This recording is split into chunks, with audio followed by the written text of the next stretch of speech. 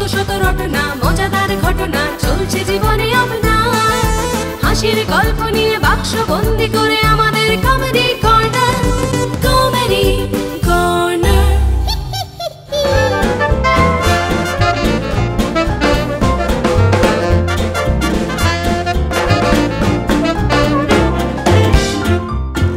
নমস্কার, আমি অপূর্ব আর আপনারা দেখছেন কমেডি কর্নার। তা আজকে আমি কথা বলবো ডাক্তার অ্যান্ড স্টুডেন্ট এইসব নিয়ে।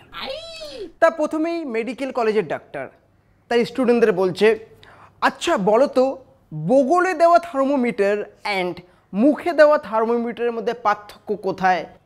স্যার, টেস্টের।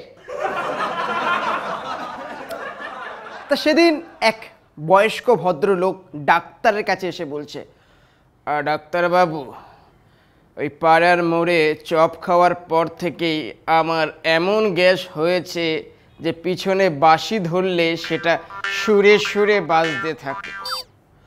আপনি চিন্তা করবেন না, আপনি একটা কাজ করুন, এই ওষুধটা খাবেন, তারপর এসে আমাকে বলবেন কি হলো। তা ওই রুগী চলে গেছে। প্রায় সপ্তাহখানিক পর ওই রুগীর সাথে ডাক্তার আবার দেখা। কি আপনার গ্যাসের সমস্যা সমাধান হলো?